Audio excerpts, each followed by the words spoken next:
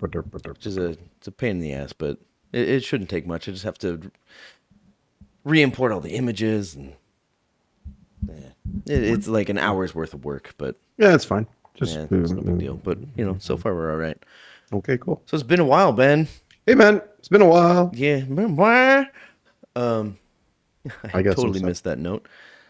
But we are rolling. Hey, are we on the internet? We sure are, bud. Yay, we're back after a long break. Welcome to.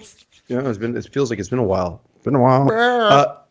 Welcome to Critters in Taiwan, a D&D podcast about Critical Role, where a bunch of nerdy-ass voice actors sit around and play Dungeons & Dragons. I am Ben in Kaohsiung. I am Tim in Taichung. And we're a couple of critters in Taiwan. I've been away. I just got back last week. Yeah, for us over here on this side of the world, we actually celebrate Chinese New Year. And that's right. Hasn't even actually started yet. No, I took an early holiday because I don't like... Full disclosure, I do not like traveling during Chinese New Year. It's a nightmare. It's busy. It gets very, very busy out there. So I usually, for the past 10 plus years, I've stayed in Taiwan for Chinese New Year because the other countries get crowded during China. In this part of the world, they get very crowded. So I like staying home. And I like going before and or after Chinese New Year. Yeah, it makes sense. I mean, I like to. It looked a little hot. I could see some steam coming out. Yeah, a little warm. Some lemon tea, lemon honey tea. Cold. I mean, it's fucking summer again already, so I'm already wearing shorts back to work. I had like 2 weeks where I wore pants. I haven't worn pants in I haven't worn pants in Taiwan in 5 years. Kaohsiung's a little bit of a different beast. It is. Yeah, it's warmer. It's still 20. It's still like 18, 19. It does get down to like the low teens sometimes, but it's not cold enough. Perfect temperature for me for sleeping for me. Yeah. I prefer 16, and I spend a lot of money on AC. Hey, so listen, we're talking tonight. We're talking about maybe talking about the episode that I missed when I was in the land of ties. Episode number 43, Axiom Shaken. There was also a 4-sided dive. Oh, sorry, did you? Axiom Shaken? Axiom Shaken. Okay. That was number 43. All right. There was a 4-sided dive that was weirdly titled To Be Continued. And then there... Fuck.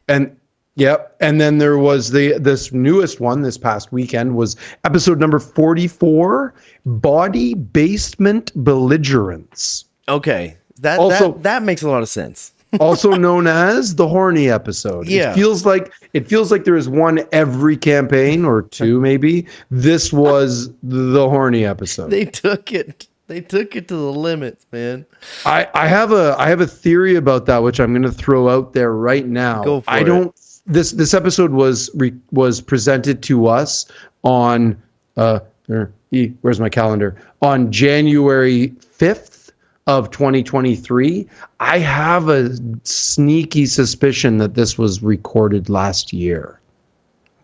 You mean in 2022? In 2022, yes. I'm pretty sure it was. I mean, come on. That's what they're doing. Okay. I mean, okay. I'm glad I'm not the only one. Episodes, Yeah. I don't think this one was recorded in 2023. Why would that make a difference, though? Well, because they made a big deal about it's 2023 and here we've got going on and coming later this year. There was a big. It was strange. Like, and then there was listen. Taliesin wasn't there again. There was no reason for him not to be there this episode. The second time, yeah. The second two in a row. If they were telling the truth for the first one. Totally. So there's some and a couple of other things. Did you know? I don't know if you noticed this or not. Are we getting into this? We're doing this right away. We're getting in. The very first. We're fine. The very first roll of 2023 was a natural 20 by Marisha. There was no fanfare on that thing. They were just like, oh, natural 20. Okay, good. Blah blah blah. That was blah. Totally done in 2022. And so they I think there was some stuff, the little shenanigans there, but I have no problem with it. I'm just saying. Like we said before, I mean, I wouldn't be surprised if they have the next 3 already recorded. They're just putting them out as they go because they're fucking busy now. Sure, man. Sure. Sure. Like it's not live anymore. It's just, hey, we're We gonna got play a live video. dude, 10 days until LOVM 2, man. And we got some other good news. January 20th, Misha Burton will be hosting the watch parties. Mika. So, what did I say? You said Misha. Yeah. Sorry, Mika. Mika Burton. We know you're watching. Sorry about that. Will be. That was a total slip. Mika Burton will be hosting the watch party again this year. It's awesome. Nice. Yeah, looking forward to that shit. I gotta Excited. The trailers look amazing. Lots of butt stuff. which goes with this, episode as well. So, some degree. hey, should we just get into this? Because I've got some things to say about 43 and 44 and Four-Sided Dive, and I have a couple of little fun, weird tangents that are what we now know as evergreen questions. Yeah. Okay. Or evergreen comments, questions. Yeah. Let's get into this. Yeah. Also, keep in mind that we're not a recap. Danny Carr does that just fine. Mm-hmm. But what we said before we started casting was I have a lot more questions than I have comments. A lot more. I don't have a lot of questions. I have a lot of empty thoughts. Okay. That are more just like, what? What? Why? It's like, who? what's this? And what is that? I felt like things moved really fast, So like, all right, let's get a rollie in, man. Lots of lore and lots of weirdness. First rollie of the new year, buddy. Of the new year, man. This is more hype than they had for the first natural 20. Here we go. And what do? I get a natural 13. I got a 17. Oh man. Okay. I'm going to start this off by. This is a good one. This is sort of. I'm kind of happy I won this because wait, hold on a second. Just a second. I need to check something real quick. Uh-oh. I'm going back to you winning. Okay. Okay, we should be fine. Okay, good. All right, cool. Sorry about that. Good. No, it's all good. Glitches are glitches. So here's my. Bitches be bitches. Here's my. Wait, this is not this one. This is a different one. Here it is. There. Okay. So when I was watching this episode for the first part, the horny stuff started. No, this one, 44. Okay. When I was the 43 is kind of a blur to me because I watched it in Thailand and it's a bit of I wasn't really sure what was going on. So I'm just going to start with this one. They started this episode in the basement of what's his name's house. The scholar dude. I'm bad with names. Yeah. The guy professor? the grim Verity dude that was analyzing. He didn't take the text, but he was like, studying them. Yeah. The forbidden text. It was the professor that like kind of like stopped being available or something. That was weird because he was holed up in his house or whatever. M-E something. M-O, I don't remember. I'm bad with names. I remember like an emo and something like that. Yeah. We'll just say that guy's basement. They came back there. Plane Rider Rin brought them back to the basement. Terrible idea. They should never have come back here. I don't know why they did that, but they did anyway. They come back in. The house is under siege. It's being tossed by these bad dudes, the dudes from Vasselheim. We thought they were from. I thought they were from Vasselheim. It turns out they weren't. They're somebody different, another faction. We can talk about that later. Everything. Travis, I think, started all of this nonsense with the orgy, and it was either Travis or Sam. It was Marisha. It was Marisha. Unless I didn't hear something, Marisha caused a silence at the table, the longest radio silence I've heard at the table, where maybe somebody whispered something to her or something, but she said, "I'm going to do this, and then so we can stage the orgy." Marisha was the first one to say it, and the table went quiet for like 4 seconds. I think Travis brought it up because I've written down that Marisha went to use the immovable rod to jam the door, and then he was like, "Yeah," and Travis was like, "Well, we pretend to be brutally attacked, or we could have a crazy orgy." That was after Marisha said it. Oh, was it? Okay, yeah, sure. Because like Marisha just was out with it. She just said it, and it stunned everybody. All right. Okay, cool. So Anyway, when they rolled with that and they kept going with it and going, and the nonsense all starts happening, I started realizing Wonderful nonsense. it was insanity. I was in tears at some points. I was laughing so hard. It was beautiful. Clicking over to chat was wonderful. It was going so fast I couldn't read it at times. It was just a nightmare scroll of hilariousness. My point of all of this is, and I wrote this down on my phone here, so that's what I'm looking at. What I wrote down was, feels like Matt is losing control. It's a throwback to early campaign 1 episodes, but for very different reasons. And suddenly it occurred to me. I realized, I'm like, Matt was not happy with this. He was not upset, but he didn't look happy though. The table was having great fun, because and that's of the sexual content of the whole thing. Yes, and he does get uncomfortable about that. He was getting very uncomfortable with live. He does, and you could see that he wanted this to be a very serious thing that was happening, where this Ruby Vanguard was coming in and tossing the house and looking for things and trying to figure, and he's trying to role play these very serious NPCs. the players were having none of that. They wanted nonsense and hilarity, and that's awesome. I loved it. But you could see it's a game. Exactly. And as long as everybody's having fun, beautiful. It felt like this is my sort of point. They're very, very, very good at combat now. They're getting much more experienced in combat. I think after that Thule fight, they kind of it snapped for them. You can say like the shittiness that happened at that Thule fight wasn't really a product of them being bad at combat. It was a matter of them being way outmatched and not knowing how to overmatch and not knowing how to deal with it. Sure, that's maybe a slightly different thing. My point is they're very experienced. Maybe let's say not good at combat. They're very experienced in combat. Yeah, there's a difference there. They've had a lot in 3 campaigns. It's a lot of combat. They've experienced with this, so it felt like, well, we have all this experience with combat in general, but with this group, how they mesh as this group, there hasn't been a whole lot of exhibition on this.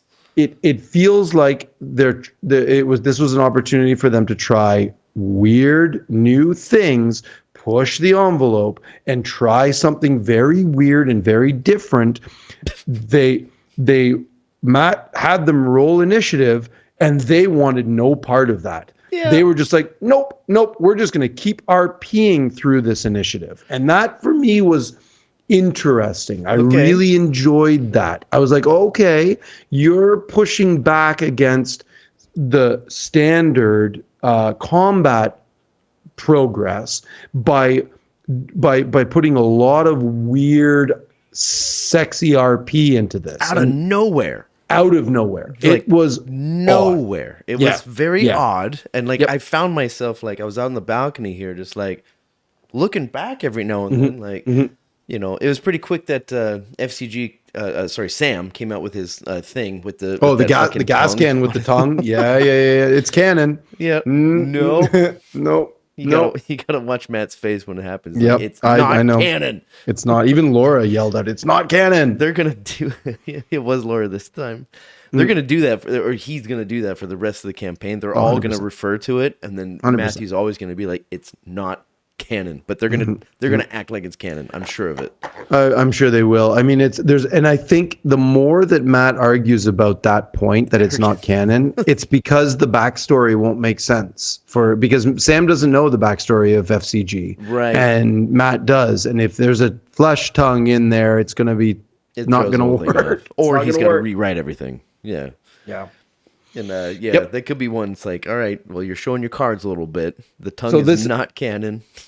This is sort of my thing, is like watching Matt lose control, the party having an amazing time, Matt being, as a good DM should, being being pulled into their good time and trying to enjoy that good time, not being comfortable with the sexual innuendos and trying to deal with it and why they were doing that, and sort of the whole idea of it just it was really, really, really, really fun watching Laura with Imogen as opposed to Jester, because we're so used to watching even Vex to a point, delving deep into the sexy fun times, but Imogen clearly being very uncomfortable with that, and Laura having to role play that was to go fun. go against every fiber of her being as an actress, as a person.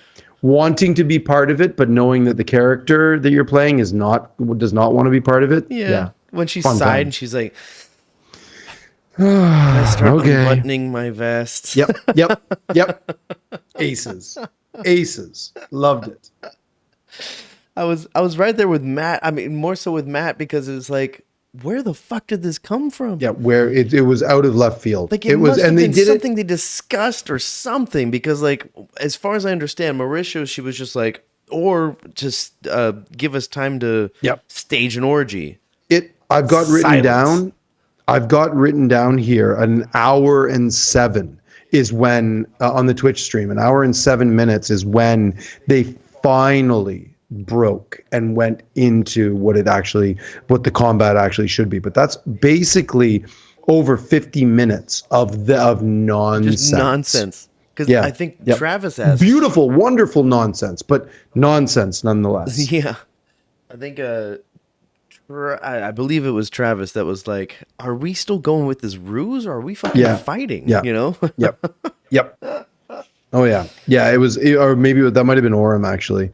When he was doing, man, there was so many moments. If I can just throw one out there, at 56 minutes, Matt was so finally he broke, and he was like, when Laudna was like, oh, she was like, with FCG had the globe, the ball, the crystal ball globe thing, whatever. It was like the thing, When she, right, and then Laudna was like, okay, I'm just going to do my webcamming here, and she starts webcamming for the thing, and Matt's comment for that was for her only heroes. Mm-hmm. That comment, I clicked chat open it, I rewound and I clicked chat open at that point. Hey, you pulled the ducker.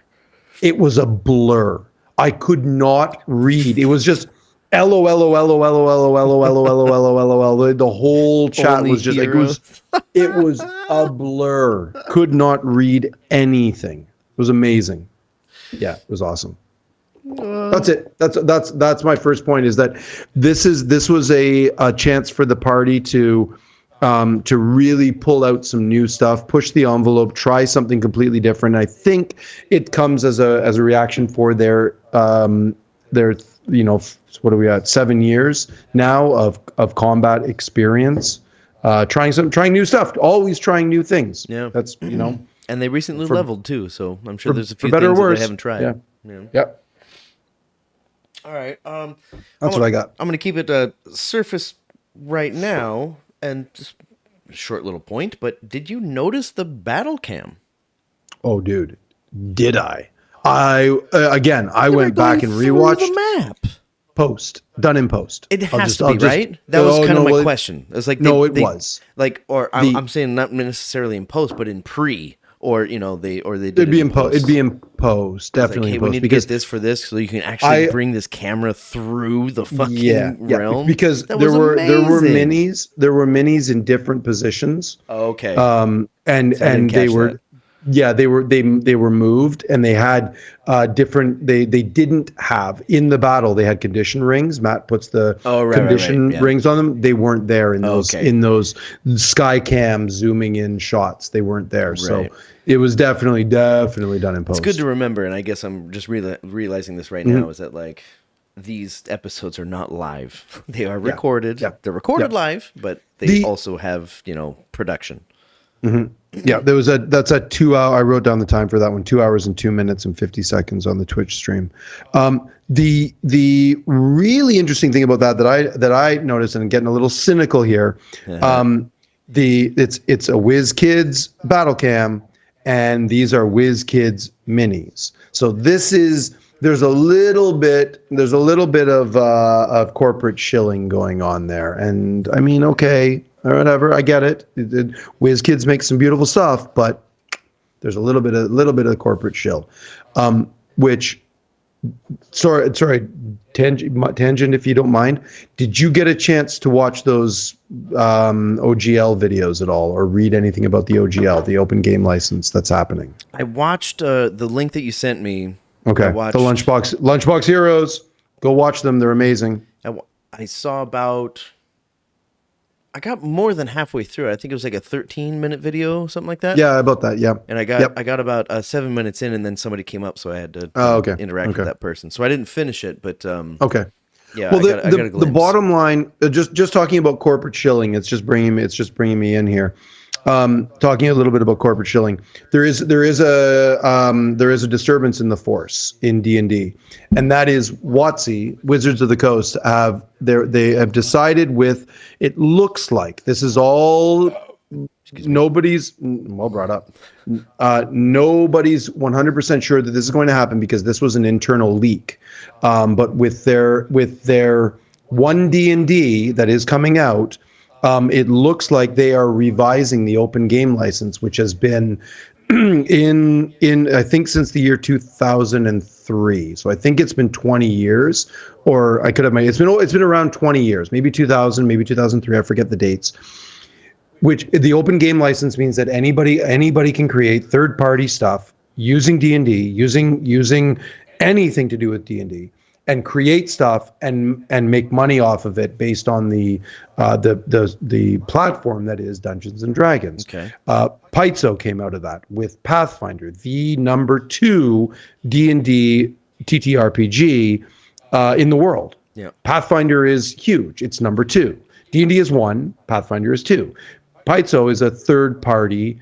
I mean, technically, they're not even third party anymore. They're first party now, I suppose. Whatever you do, semantics. What'd you say? Paizo, Paizo, Paizo. Oh, Paizo. Okay. That's the company that makes Pathfinder and other. They're a big company. They make a lot of stuff. Gotcha. So that enabled them to create Pathfinder out of the OGL, the original one.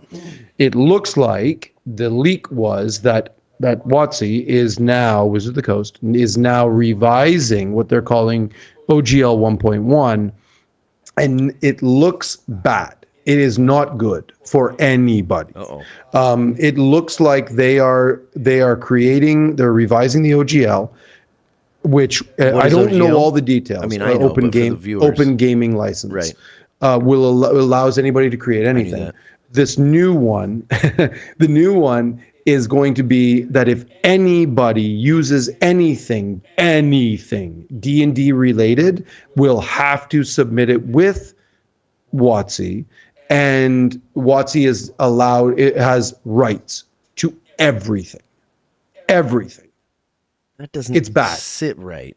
No, it makes sense for a business, for a company to be like, trademark, we own it. We can do whatever we want with it. Yes, you're absolutely right. Sure. The problem is that for 20 years, precedence has been set that it's open gaming license. Anybody can create anything. Whatever you create, you sell, you make money off of. Good stuff. Now WotC is 180ing this and saying, no, anything that you create is ours. Essentially, that's basically what's happening. Wow. Yeah. I mean, it's quite audacious. It's a big about face, and it's not good. And it's not yet, because this was a leak that happened last week, but it looks if it goes through with 1D&D, it's going to be very, very, very, very bad for everybody, not just content creators. It's going to be bad for users. Me. Right. I use D&D. Like if I sit it's in going on a to be very bad for all of shot. us. You know, like, whatever I just did, whatever I just RP'd, whatever I just rolled, it belongs to them? Yeah, potentially everything we do on this podcast, this fucking nothing podcast, could be owned or could be shut down by WotC, potentially. That's not real, not yet, but potentially yes, because we reference their things. Fuck's sake. Yeah, it's bad. It's not a good look. It's not good. There's a big social media movement right now for open D&D and hashtag open D&D, hashtag keep D&D free, blah, blah, blah, blah, blah. So I don't want to get too deep into the weeds on this one because it is all just speculation right now. It's a leak. It's a 9,000 word document that was leaked, but it's very, very, very, very bad. It means it's not going to mean anything for big content creators like Critical Role, like Paizo, like anybody that's doing big stuff. But any little content creators, they're going to either, number one, they're going to be like, well, I have to give everything away. I can't make as much money as I want to. Why would I do that? So I'm not going to do it at all. Or it's not going to be as good, or it's just stifling art, and it's not good. It's not good. Yeah, it's bad all around. A bunch of bullshit, you know what I'm saying? Anyway, I don't want to get, like I said, I don't want to get too deep in the weeds, but Watsy, we're watching. Yeah, goddamn. Smarten the fuck up. Yeah, some bullshit, fuckers. Yeah. Jeez. I guess that's all. Hey, Rolly. I think we're back to Rollies, dude. Yeah, I don't know a lot about it. I don't know all the details. I only know what a lot of people say to me and what I watch on videos and read online. So I don't know everything, but come on, Watsy, do the right thing here. Yeah. One D&D is going to be good. Don't make it fucking awful. Just do the right thing. 5. I just pulled the old, if you call the same roll 2 times in a row, it doesn't happen. It never happens. But right. I just got a 13 again. Oh, hey, I got a 5.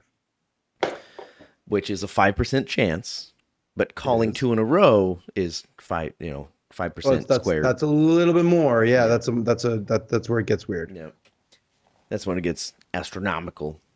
Yeah, babe. All right, well then I'm going to go in the millions quickly. Okay. I want to back up to 43. Okay. Okay. Oh, okay.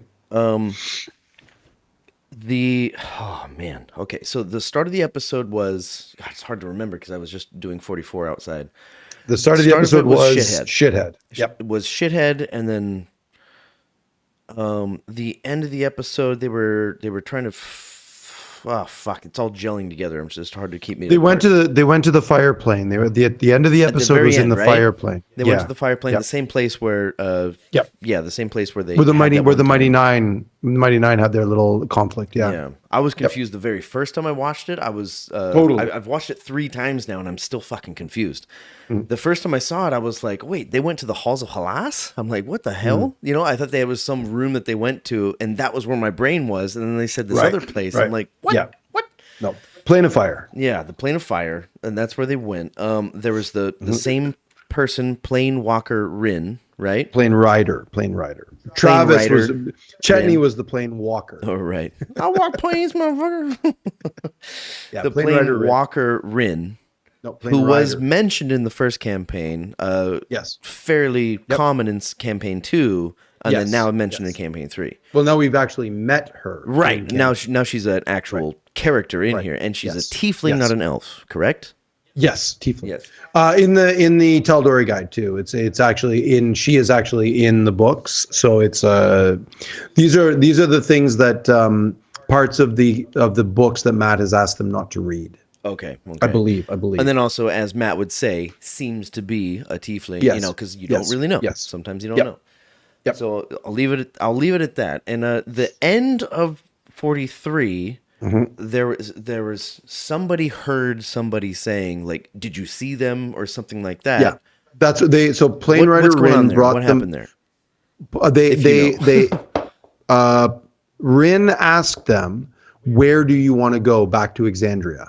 And they're like, we want to go back to Marquette. In 43. We want to go back to in 43. Okay. We want to go back to Eos. And she's like, well, where in Eos do you want to go? And they threw out a bunch of things, places that we could go to the academy, we could go to the back to the Skyport lounge, which is really where they should have gone. And they said, no, let's go back to the basement, go back to the house.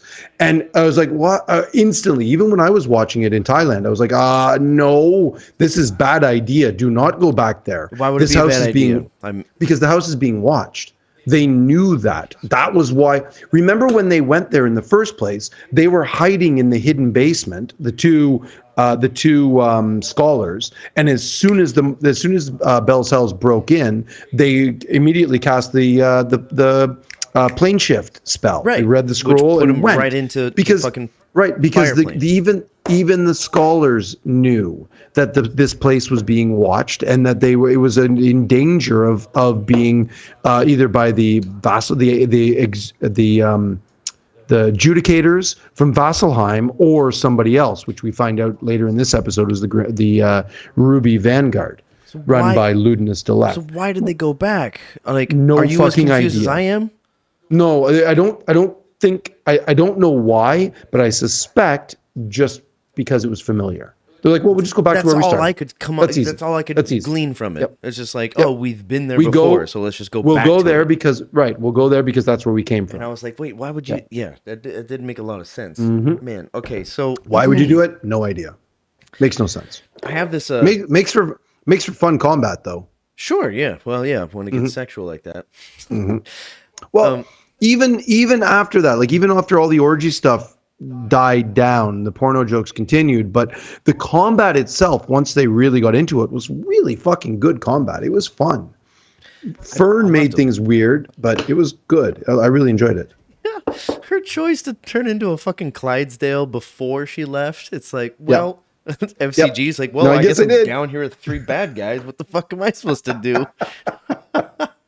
just the chaos, just of the most chaotic of chaos monkeys ever. Yeah, love it. I was also thinking when Fern chose to try to kick one of the people, I couldn't stop thinking about Newton's second law.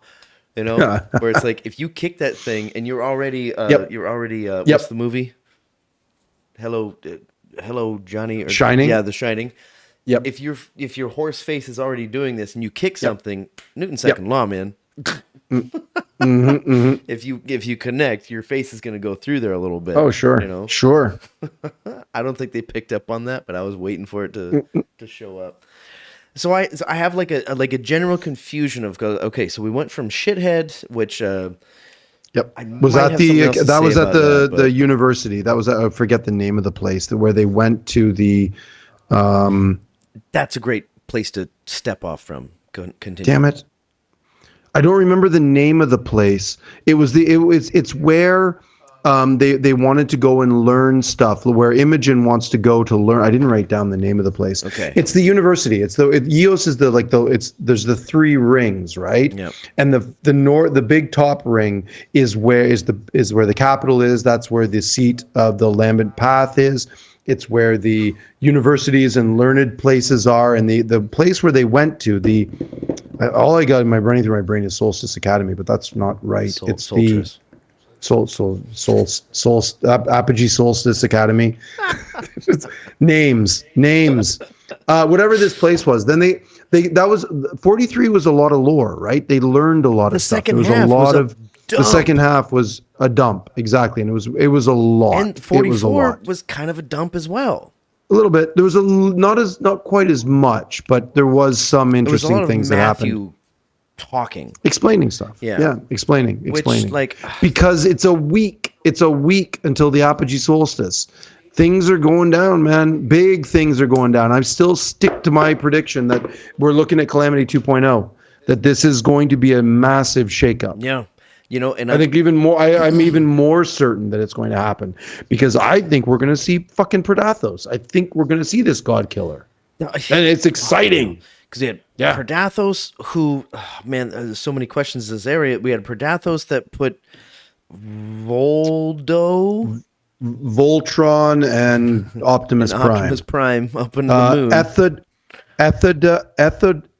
Ethodoc, the Endless Shadow, and Vordo, the Fate Shaper. Vordo, okay. Yep. I couldn't stop thinking about that fucking fighting game with that Voldo guy with the fucking weird ass fucking motherfucker. Ethodoc, the Endless Shadow, and Vordo, the Fate Shaper. And then we learned the Fate Shaper. We learned that in episode 43, we learned that those pieces of or did we learn this, or did I read on Reddit? I don't remember. That those pieces that, like the Endless Shadow, that the every god, every deity gets a little thing, like a little thing that they look after. And if those gods go away, well, who takes after the shadows now? Well, the other gods pick up the slack, right? So those pieces, the Fate was where, like, the Changebringer, I believe, and the Matron of Ravens, they all picked up little bits and pieces. The Winter is like, or what were the things? The Endless Shadow and Board of the Fate Shaper. The Endless Shadow. Ethodoc was also like the god of fall or something like that, or autumn, which is where and the Matron of Ravens picked up that aspect or something. I forget. Yeah. That seems like Yeah. post schism, yeah. Well, it'd be the new Matron of Ravens, whoever she is, She's just because the newest god, right? the newest one, right? That's right before Calamity. So it's it's not that long ago. Man, yeah, okay. So like the things that I was missing as far as this, my note is just general confusion. That's what the note says. Yeah. So I wonder. Oh, go ahead. It was Go ahead. the motivations to go to the places that they were going to. Yeah, That's the part where it that gets. I really don't understand still. I don't. You're not alone there, because it feels like they're just sort of. Just feeling. Yeah, very much. That's a good way to put it. They're sort of just. It's a lot of reaction. It's a lot of. There's that analogy of like a toddler running downhill and sort of just like momentum. You're just lots of momentum, so we're just going to keep rolling with it. We're just going to keep going with it. It feels like a little bit of that's going on, that they're just sort of, oh, squirrel. Okay, let's go. That sort of a thing. Okay, so I don't know. It's hard. It's hard to rationalize this party. This kind of justifies it, kind of not really vindicate. I mean, justifies my confusion, because I like going into 44. I watched 44 twice, but I've seen 43. I had to go through it 3 times, but I still had the same questions. A few things got cleared up, but not a lot.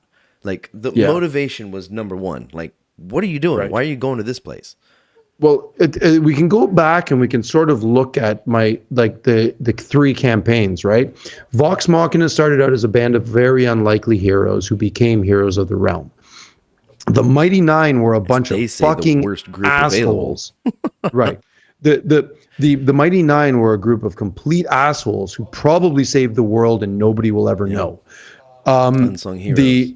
Right. And this group, Bell's Hells, I don't know their identity. They're not even heroes. They're not even really anything. They're just a bunch of fucking weirdos doing hilarious shit. They don't know themselves. I'm all on. Not yet. No. I mean, we're only 44 episodes in, so that tracks. But still, that's a good thing to keep in mind. Yeah. Still, it's still weird. 44 is quite early.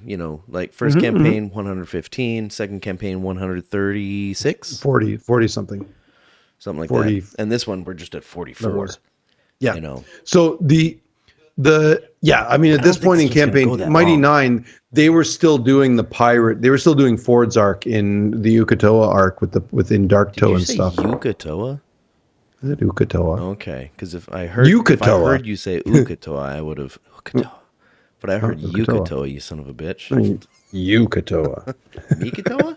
All right. You mean Uskatoa. No, you. Aw. Yeah. Okay. So I get there's a lot of confusion. Yeah.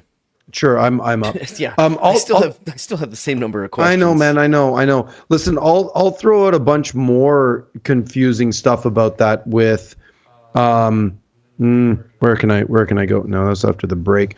Oh, right. About now we know, so I was convinced that this was the adjudicators that were coming in here. I was so sure that this was going to be one of those giant big judicator dudes from Vasselheim with the blank face that they saw walking, that has no eyes, blind, right?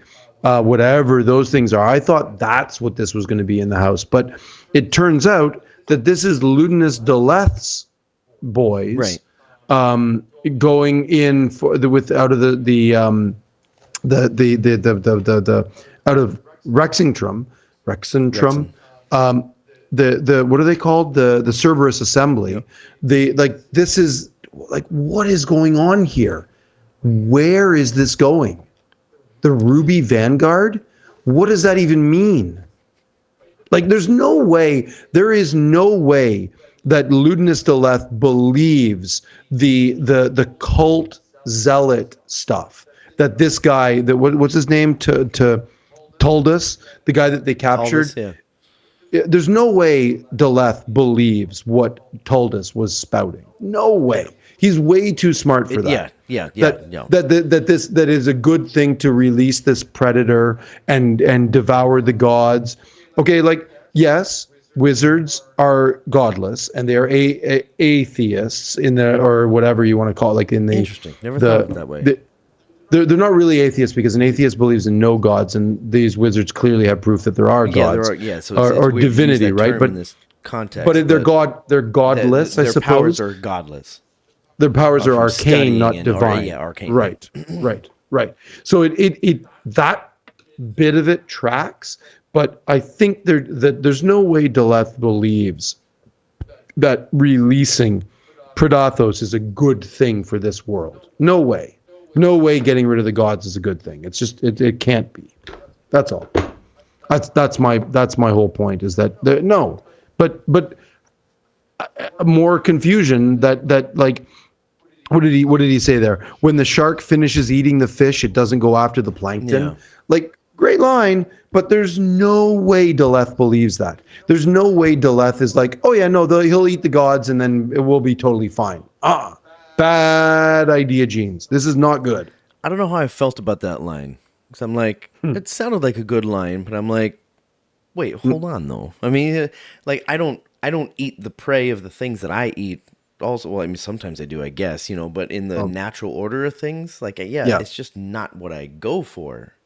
Maybe that's the point they're trying to make, is that, like, I do have my natural predators. Well, the analogy is sound, because it just works in like food web stuff. It just makes it. There's this one, there's this one, and however many there are, there's just this, these ones and these ones. That's it. But you don't jump, you don't leapfrog. No.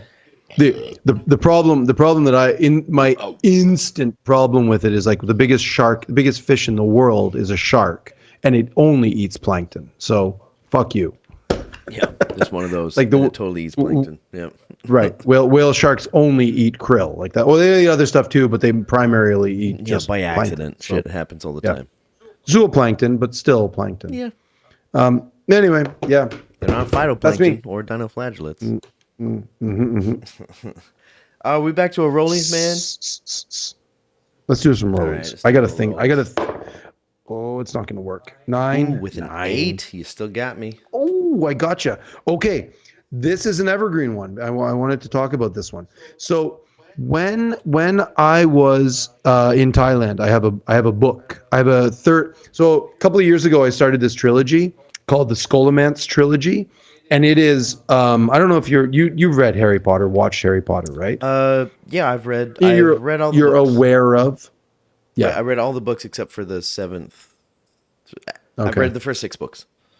Okay, cool. You watched them. You know the movies exist. You know the principle of the whole story, thing. Yeah. Yes. Okay. So this is very much tangential to that, but it is in an alternate universe, alternate reality, where wizards in the world and what they call mundanes. Mundanes are normal people. Wizards are magic users. There is a balance. Right, they call them mundanes. Naomi Mundanes. Novik. Listen, that's so harsh. It's an excellent. It is dark as fuck, dude. Like, it is. Yeah, it's harsh because the wizard children have a 30% survival rate if they don't go to this school called the Scholomance, and the Scholomance exists in a void. And it's like death all the time. They learn to survive because the school itself is trying to kill them. And children are dying all over the place in this trilogy. It's excellent. I really, really like it. It's really good. It's very, very well written, and it's a wonderful story. You know how? Did you ever watch the Amazon series? You ever watch the Amazon series, The Boys? I have not. Okay, so it is the superheroes that we deserve. This is Superman who murders people. This is the Flash who runs through people. It is uber violent, but they are the superheroes that we would actually get. This Scholomance trilogy is sort of like that. It's sort of like, this is what would if Harry Potter was a little sad and whatever, and there's tragedy in it, but overall it ends on a positive note, right? This is the opposite of that. This is like some positive things happen, but mostly it's awful. Anyway, I brought the third book, which was just released, The Golden Enclaves. Spoiler alert, if you haven't read it, I'm going to spoil a couple of things. One of the students gets sacrificed in the book, and by her enclave, her group of wizards. They sacrifice her to create huge magic because they're using the wizard as a vessel, as like a battery to create bigger magic. But she is going to have thousands and thousands and thousands of years of eternal undeath. She is going to be suffer until she eventually dies, which will be thousands of years later. It's so not eternal. Horrific shit. It's not eternal, but virtually. Yep. It's horrific shit. It's awful. I realized, I suddenly had this point. I was like, holy fuck, this is what Odahan is doing. This is what Odahan Thule is doing, is going around collecting what Matt called exaltants. Because he sort of said that the exaltants are very rare. And this is what Thule is doing, is going to collect. So in the book, The Golden Enclaves, this student gets sacrificed to create big magic. Her magic is very, very, very powerful. That's why they sacrifice her. She's quite powerful in the book series. And I suddenly realized, I'm like, wait a minute. So exaltants are also quite rare. They're also quite powerful.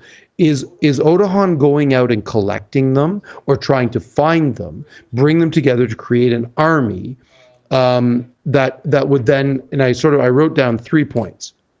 Number one, probably very unlikely. These exaltants will be used as vessels, channel points, batteries that would bring the moon down to Exandria. Probably not. But number 2 point is what I think might happen: bring the city down. The humans are City on the moon? Are living, the city on the moon on Ruidus. The humans are living threshold crests. Remember threshold crests from campaign 2? So Lucian and the Eyes of Nine, they wanted to bring the Cognosa ward to Exandria through the use of all those threshold crests.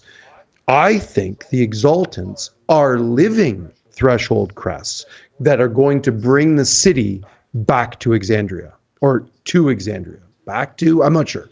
Either or. Yeah. That's my thought. Question. Yeah, probably don't have an answer. I'm sure it might be hypothetical. If Imogen has a kid, is that kid also going to be exalted? Maybe. Because is it a coincidence that her mom is exalted also, or is it a bloodline Could thing? be. Matt through role playing basically implied this was in 43, I believe. Implied that the exaltants are quite rare. Right. So maybe. Because maybe not. The thing is, if they're quite rare, but you find one, just follow that bloodline, and it seems to make the fucking challenge easier, right? Maybe. But maybe it's just a coincidence that Imogen and her mom happen to be both. I'm gonna say yes to that. It probably is coincidence, but I lean towards that's coincidence that her mom is also exalted. What I feel like I'm saying a different word than you. I'm saying exalted because I think that's what they said. Exaltant. No, exaltant is like exaltant. ANT, not ED. Like a noun, not an adjective. Yeah. Yeah. Oh yeah, absolutely. EXALTANT. Exaltant. Okay. Yeah, exaltant. Jeez, how gaudy. Good Lord. Again, subtitles, man. Subtitles are everything, right? So I sort of have this thing. I've been thinking about it for a while. Is Matt coming up with this all on his own, or does he have help? I'm inclined to believe that he's got consultants that are helping him out with this, because this is a lot of pressure, a lot of Tolkien did it, right? Created an entire world and an entire language and multiple languages and created all kinds of stuff. I think Matt, I would definitely believe Matt fancies himself like that. Yeah. But I wonder if he's got help with this. I wonder if he's got, because CR is quite a big industry now, quite a big company now. I wonder if he's got some help, and I wonder who those people are. I have a feeling that he's got some very good. He's got some people on speed dial, like BLM or Iyengar or some other very, very talented people out there. I bet. I have a sneaky feeling that Matt Colville's on speed dial as well for when he gets ideas, because that guy is. I'm sure they have that this guy, and Perkins and a bunch of others. Line Group, which is a popular app in this side of the world, where they're just all on there and be like, guys, I need an orc real quick. What do you got? You know, just like idea. Thank you very much. I'm going live in 30 minutes. You know, like it makes sense to me. You know, that especially with the people of their prowess. Well, listen, like would have that kind of like he said years and years ago. This whole world started out as Iman, right? It was like it was not Western, wasn't it? Where did they start? Like this little tiny city that these guys started in, and they did this adventure, and then he fleshed it all out from there. It was Western, I believe, yeah, and then it Iman became. Was that then they big went to old Iman, city that he was like that he created, that he destroyed. You know, destroying something beautiful. Anyway, that's what I got. That's my sort of thought. There's another idea too, that the Malleus keys could be just to break this fence around Ruidus. Like they might just be not trying to bring the city down, but just to break the fence. Yeah, to unleash it around and see what happens after, right? And yeah, exactly. Let nature take its course, which has come up quick in a couple little of conversations. 100%. Yeah. I don't remember who it was, but they were like, "No, we're not trying to destroy gods. We're trying to like do this so that shit can happen. We can be free." I don't remember what it was. I'm pretty sure it was in 44. Again, it's all fucking blurred up in my head right now. But they were like, it was in that conversation of like, wait, if there were no gods, does that mean that people can't die? You know, and like all those existential kinds of conversations come up. Right. It gets weird. You know, this person's like, well, no, if there are no gods, then maybe we are now the new supreme beings, or, like. I don't know if you caught this or not, Probably and I not. certainly didn't. It was So much I chat didn't that alerted catch. me to this. That when Tuldus called them, when Plane Rider Rin came in and charmed Tuldus, he called them the Malleus keys, Malleus, Malleus keys. Those machines that Ira Windigoth, the Nightmare King, and a bunch of other people, they were making. There's 3 of them. Do you know what Malleus means? It's Latin for hammer. Well, it's the little bone. malleable. It's the little bone in our ear. The tiniest the bone in the hammer body. is called the Malleus. And so Malleus for key? Matt, What's the second word there? key. Malleus like key. A hammer key. So what would a hammer key do? Break shit. Yeah, I mean that's what a hammer does. Like, right, exactly. So changes the form of what's currently existing. If Matt is calling this a Malleus key, that's going to be a hammer to shatter a fence or a gate, right? Sounds about that's what my initial thought was. I'm like, oh, okay. Fucking astute as shit, dude. I think you and Matthew are the only 2 people currently that understand that right now. No. I don't think so. I think that was I got that from chat. Fucking chat. But I mean, like they were like, well, Malleus means. Well, somebody was like, Malleus means hammer. It's the bone in the body. Blah blah. I'm like, well, what the fuck is a hammer key? A hammer key is not a key. A hammer key just breaks shit. Like that's all. It's like Listen, man, when you're a hammer, or something. when you got a hammer, everything looks like a nail, right? So, yeah. That's the Louis C.K. bit, wasn't it? If I had a hammer. That poor lion. Every time I see a person, they look like. Yeah, I don't know, man. Hey, listen, I think it's you. That's me. Go. I'm yes ending, right? Sure, if you want to. Fuck, man. I mean, this is all over the place here. Or everywhere. Like you said, more questions than answers. Yeah. Yeah, the rest are pretty evergreen, so I'm just gonna throw this one out there. At one point, no, I don't want to do that one yet. This command spell that happened, did they have to save from it before it stopped? Yes. That's Yes. what it was. So it didn't just last a Yes. round. They had to save from it, and they kept on failing. Is that why it kept on going for so long? No, which one are you talking about? The command to command, which was hilarious. Yeah, that was a brilliant. Listen, And the one that failed first part, had the best voice for it. well, that was the guy that they captured. The one that robes person, the caster, yeah. Like, do the things. He is the one. Yeah, do the thing like that. I am saying the thing. Listen, man. When Sam said "fap," Yeah. that was his initial one. I had to stop and I had to wait for the tears to stop flowing because I was crying. I was laughing so hard, listening to the initial reaction at the table was silence. "Ah!" Then they said they all started laughing. It was amazing. All of them were shocked. Yeah. And Matt was just like, "Oh."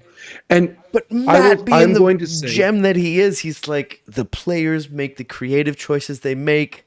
If you want to choose them to fap, then that's what it'll be. This is the best line ever uttered on Critical Role. Players make the creative choices they wish. Yep. He hated it, but he still honored this. 100%. But he was like, "Well, if you want them to fap, they will fap." If they don't succeed their saving throw. Yeah. So it's command is a first level spell. So it's very much like it's just a one round thing. You command with one word, and they do that on their turn, and then the spell is finished at the end of their turn.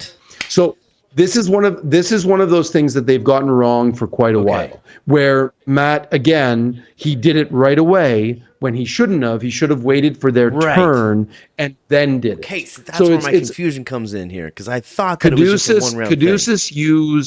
Caduceus used command in the Halls of Halas against the anti-magic golem. Remember when the golem was chasing them and Caduceus was like, "Stop."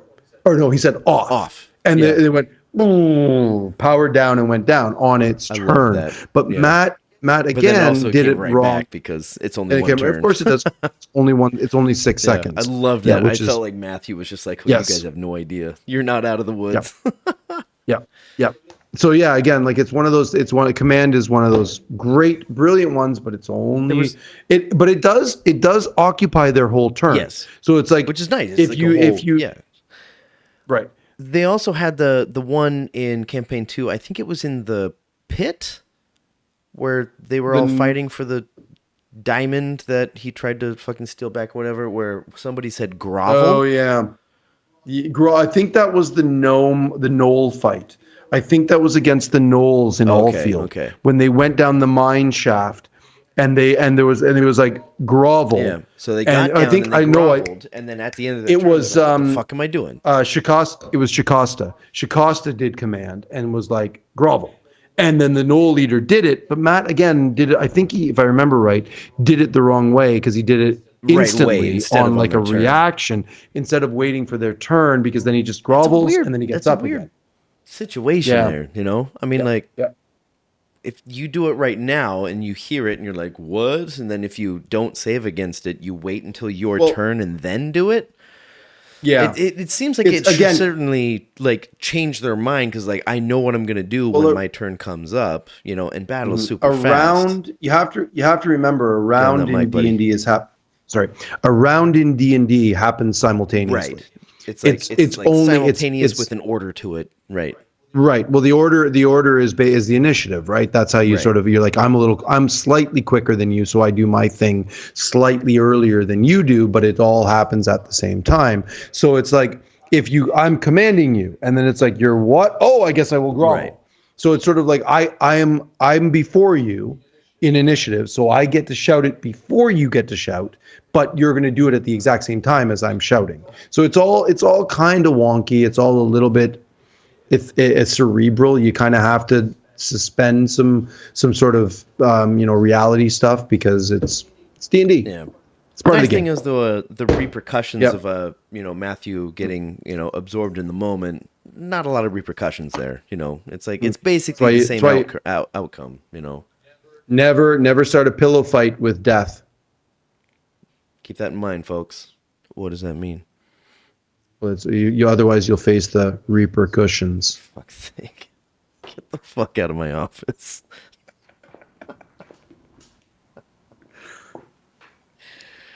Fuck you, man. I thought we were friends. Did I already cross that one off? Terrible jokes. I love dad jokes. I gotta pee, but I've got a couple more points. Hey man, I'm kind of done. I've got a few things to say. Let's do one more roll and see how we feel. Okay, cool. Yeah. How's our time? We're right at an hour, right when you said that. Hey, look at me. A 3? I got a 4. This die is not working for me, man. Fuck, you got a 4? Yeah, I got beat you by 1 again. 9, 8, 4, like 3. This die is just like your die's best friend. Foil. Okay, so I'm just gonna say left. That's all I got. Man, I don't have much of. My bladder's getting fuller and fuller as we talk. I've kind of done. Right, here we go. At the very end, this is a good one. Oh yeah, we did. At the very end of this episode, where Sam yells out, "You know who I blame for all of this? The Mighty Nine," and which was an awesome little point. The episode. Yeah, this is after the stream was over. The game is done. He's like, "This we'll pick it up next week." And then Sam was like, "You know who I blame for all this? I blame the Mighty Nine." There was quite a bit of a conversation after this one. Oh, there was a long extended one at the end of this. Yeah, it was good. And Travis said something that I had been thinking the entire time. And I'm honest about that. I was thinking about this, but I was saving it because it's important to note that Travis picked up on it too. Is that remember the misdirection from other campaigns, the cults, and I think he's specifically referencing the Angel of Irons. Do you remember the Angel of Irons? Really didn't have much to do with anything. It was just sort of a cult that was just there. It was all a ruse. It was a red herring. And I have a sneaky feeling that this cult, the Ruby Vanguard, is also a red herring. Makes sense, it's Ruby. This is right. Red herring. I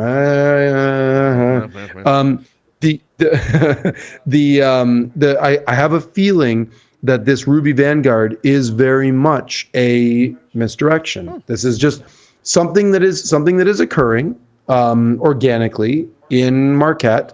Or in Exandria, wherever it's happening, but it's not relevant. It's peripheral. That's all. I was sort of feeling the same thing. I'm like, I don't. It feels like it is like a lot of stuff is happening. This is a living, breathing world. The things are happening and they're going, and of course a cult would pop up, and of course a power hungry. Or maybe not power hungry, but control freak like Deleth would create or latch onto or want to be in control of a cult with a bunch of zealots that are trying to just remake the world. Sure. Branch Davidian shit. Why not? Much like the human race or species, whatever on Earth, it's like we're getting pretty goddamn smart. We always have been, really. Mm-hmm. And I'm playing a particular game called God of War Ragnarok right now, which has a lot to do with consequences, prophecy, free will, and like gods and, things, and betrayal and all that shit. All that shit's going on. As I play the game, I'm just like, I'm also watching Critical Role at the same time. I'm just like, well, any one of these motherfuckers could be lying, and like anyone could be like the tiefling where they thought she might have been an elf, and it's like, well, it seems to be this. Yep. Anything can still fucking happen, and it's like sitting there like red herrings could be all over the damn place. Yeah, 100%. Like sorting fact from fiction and truth from falsehood is a dungeon master's that's their sort of raison d'etre. Like it's like that's what you like. I'm again blow my own horn a little bit here, but the whole thing that I'm learning about being a DM and trying to be a successful one is throwing things at players that they either latch onto with predictable results or unpredictable results. You're like, oh, you're going to go with this? Which is fun for you. That's go this way. It's ideally or stressful or wonderful and Good point. awful Ideally, and yeah. terrible all at the same time. It can be horrifying when a player latches onto something and you're like, fuck no, not that one. Oh, this is going to be so much more work for me. That's one of those, like, damn it, now I've got to flesh You that signed out. up for this Shit. shit. You love it. Come on. Yep. 100%. Of course. But when you're, again, it's like, what does Matt say? Players make the creative choices they wish. Yep. I'm gonna put that. I'm Get gonna it put that framed. on a post-it note, and I'm going to put it behind the DM screen, Get and it I'm going to embroidered. use Come on. that. Then I'll do some There you go. needlepoint. You're an artist, right? I'm gonna bypass the yes and Right. because my bladder's so fucking full right now, and Okay. these things are just Okay. like evergreens that I could bring up anytime. Should we just let's just call this because I'm starving. You gotta pee. Let's call it. We're at an hour. Let's do it. It's a good time to call it. It is. Yeah, and the other two are they would kind of like bring us back out of the what we were just talking about. So yeah, I'm gonna leave them alone. I'll keep them in mind for Cool. next time. I actually have a couple from last time too. Okay. Yeah, but 45 should be a good one. We're getting again getting deep. meat of the yeah, campaign. for sure. Well, listen, I'm excited for Taliesin to be back. Oh, that was sorry, one more little thing. Having Taliesin away for this combat really showed me that 6 players is a great number for combat. Oh, good 7 point. feels a little bit too much. 6 is nice. Oh. I like that. It's a nice I would number. like to have a conversation with Matthew. We know you're watching. How much he maybe enjoyed that. You know. Yeah. I wonder. It felt like a 6 was a good number. Yeah. If it reminded me of the times when Ashley was away in campaign 1 and 2, when they Yeah, when Oban anyway. had her under control and all that shit. Yeah. Yep. Interesting. I didn't even think about that. I yep. completely forgot that he was absent. No offense, Taliesin. We know you're watching. And we hope you're okay. Hey, even though you're lying about being sick or something. Yeah, I hope it's something small. I hope it's a minor Unless thing it's that huge, he gets then through. I'm and super all good. sorry if there's a really I big know. issue. That was my initial thought when I was like, I turned it on and I was like, holy shit, Talison's still not here. there, Oh yeah. no. But when they said, okay, he'll be joining us again, I'm like, okay, good. And that was again another clue that this had been pre-recorded from 2022. Yeah. But anyway, yeah. All right, man. Let's call Hey it man, then. let's wrap this up. This was good. I'm sure Yeah. Lacey girl needs a nice little walk or something. 100% she And I does. need a nice little walk right over there for sure. Okay. How do we do this? Nothing to plug at How the do we want to moment. do this? I'm meeting up with engineer tomorrow evening to see if we're going to record at that studio. And it turns out the person Nice. speaks really good English, as well. So Oh, perfect. see how that goes. So we might start recording pretty soon. Excellent. Hopefully album by summer. Excellent. Good. Yeah, Chinese New Year is coming up. I'm going down south. That's all I got going on. nice. I was wondering, should we like plug Instagrams and shit like that? I mean, I post the occasional drumming Listen, man, video. Let's just do this to keep this as it is. I like that for now. Yeah. We talked earlier, about Patreon, fucking all this. It's like, nah, this is what it is. I'm broke. GoFundMe. I'll start a There you go. GoFundMe. I If just you need want to money. send him money, find a way to send him money, but that's on you. Same with Mm-hmm. me. If you find my address, just drop a few thousand, whatever. All right. Well, if there's nothing else, Nope. y'all don't forget to love each other. Thanks for coming back. It's been such a long time. Yep. And don't forget to love Yep. each other for sure. And is it finally Yep. Friday? Peace, everybody. Word.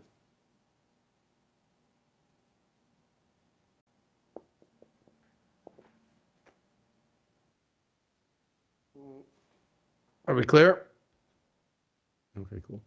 All right, I'm starving. I haven't eaten since lunchtime. It's been like 9 hours. I'm feeling kind of not dizzy, but getting low blood sugar. So I got to go eat. Cool.